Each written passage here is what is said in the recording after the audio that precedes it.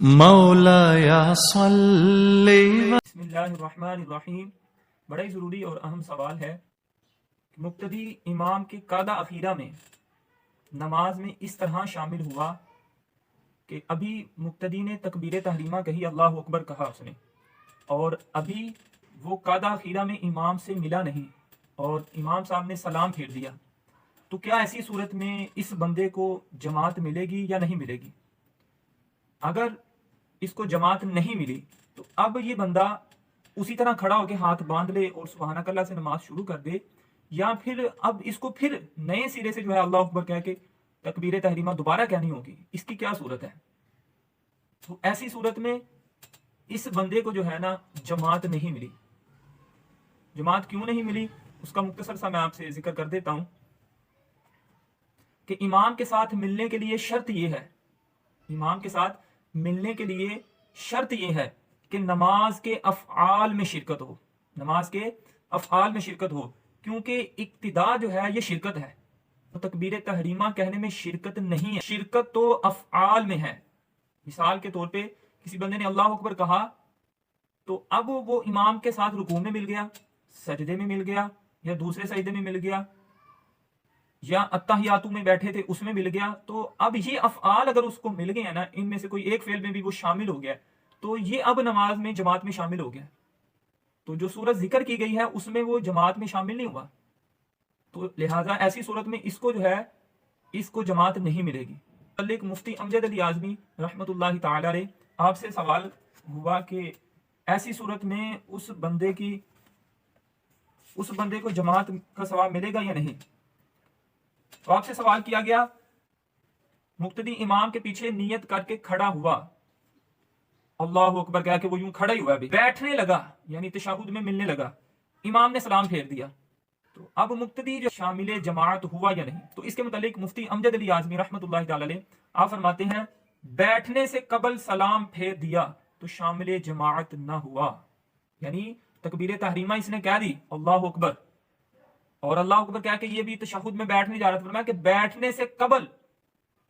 इमाम साहब ने सलाम फेर दिया तो अब इसको जमात नहीं मिली। इसी तरह एक और जगह पर मुफ्ती साहब से सवाल हुआ, इमाम तशहुद पढ़ रहा था, इस सूरत में एक शख्स आकर हालत क़याम में इक्तिदा करके बैठने के लिए दोनों जानों को जमीन पर अभी रखा ही है उसने कि इमाम ने सलाम फेर दिया। यानी पहली सूरत तो यह थी कि उसने तकबीर तहरीमा कही और अल्लाह अकबर कह के भी जाने लगा तो इमाम साहब ने जो है ना सलाम फेर दिया। अब ये सूरत, ये सवाल यह है कि उसने तकबीर तहरीमा कही और अल्लाह अकबर कहकर वो तशहुद में मिलने लगा, भी उसने घुटने जमीन पर रखे ही हैं, इमाम साहब ने सलाम फेर दिया, तो अब इस शख्स की जो है इक्तिदा दुरुस्त हुई या नहीं हुई? तो इसके मुतालिक आप फरमाते हैं कि अगर बिला तवक्कुफ इमाम ने सलाम फेर दिया तो इक्तिदा सही ना हुई, कि इक्तिदा के लिए किसी जुज नमाज के किसी जुज में शिरकत जो है ना ये जरूरी है। यानी अभी ये इसने आके अल्लाह अकबर कहा और फिर अल्लाह अकबर कह के ये अत्तहियात घुटने भी जमीन पे रखे हैं तो इमाम साहब ने सलाम फेर दिया, तो अब इस सूरत में जो है ना इक्तिदा इसको हासिल नहीं होगी, इसको जमात का सवाब जो है वो नहीं मिलेगा। अब रहा दूसरा मसला कि अब ये बंदा जब खड़ा होगा ये नमाज दोबारा नए सिरे से शुरू करेगा या फिर वही तकबीर तहरीमा काम आएगी और ये बार यूं खड़ा हो जाएगा और सुबहानक अल्लाहुम्मा व बिहम्दिका से नमाज शुरू कर देगा। तो इसके मुतालिक क्या है? इसके मुतालिक यह है कि ऐसे बंदे को नमाज भी दोबारा शुरू करनी होगी। उसकी वजह यह है कि आप एक उसूल याद रखें कि इक्तिदा फासिद हो जाए तो अपनी नमाज भी शुरू नहीं होगी, क्योंकि इनफरादी तौर पे अकेले जो बंदा नमाज पढ़ता है उसके अहकाम और जो जमात के साथ नमाज पढ़ता है उसके अहकाम में फर्क है। इस वजह से जब इसको जमात नहीं मिली है तो इस सूरत में इसको अपनी नमाज जो है शुरू करनी है तो वो दोबारा नए सिरे से शुरू करनी पड़ेगी। इसी के मुतालिक मुफ्ती जलालुद्दीन अहमद अमजदी रहमतुल्लाहि ताला से भी सवाल हुआ कि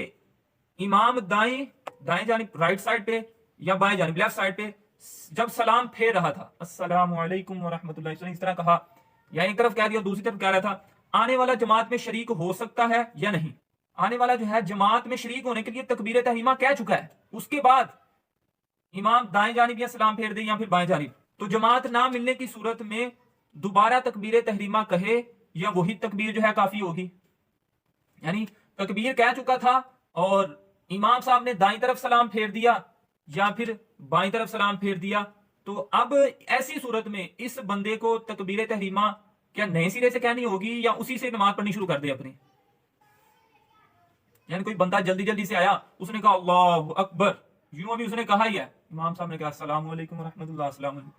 अब वो बंदा कहता ठीक है, नमाज तो खत्म हो गया, सुब्हानकल्लाहुम्मा व बिहम्दिका, ये मसला बहुत ज्यादा जरूरी है, उस बंदे ने वहीं से नमाज शुरू कर दी है, तो ऐसी सूरत में इस बंदे की नमाज नहीं होगी, क्योंकि नियत ये तो जमात में शामिल होने के लिए आया था, जमात अब इसको मिली कोई नहीं है, तो ऐसी सूरत में इसकी अपनी नमाज भी शुरू नहीं हुई, क्योंकि इसने नियत जमात वाली की थी।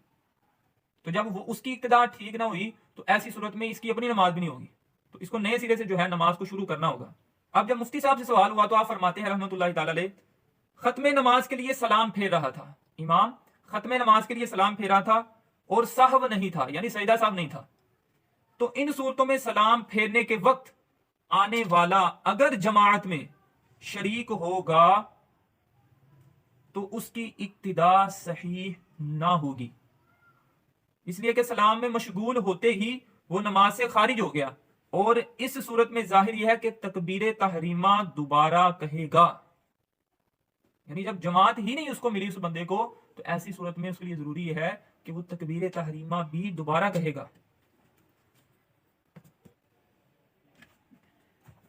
इसी तरह रद्दुल मुख्तार अला दुर्र मुख्तार,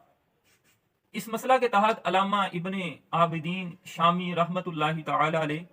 आप फरमाते हैं कि इक्तिदा फासिद हो जाए तो अपनी नमाज भी नहीं होगी, नए सिरे से तकबीर तहरीमा जो है उसको कहनी होगी। आप फरमाते हैं इनफरादी नमाज के अहकाम इस जमात वाली नमाज से जो है जुदा है। आप फरमाते हैं जिस नमाज की इसने नियत की, जब उसका शुरू होना सही ना हो, जब वही नमाज जमात की नियत किया वही शुरू ना हुई, तो आप फरमाते हैं इसके अलावा नमाज का शुरू होना भी सही ना होगा। जब जिस की नियत की जमात में शामिल होने के लिए वही नमाज जो है इसको उसका शुरू होना ही सही नहीं है, तो फिर इसकी अपनी नमाज भी जो है शुरू नहीं होगी, उसका शुरू करना भी जो है सही नहीं होगा। इसके लिए जरूरी है कि तकबीर तहरीमा जो है दोबारा कहेगा। तो मुख्तसर ये कि अगर इमाम सलाम फेर रहा था, उस वक्त कोई आया,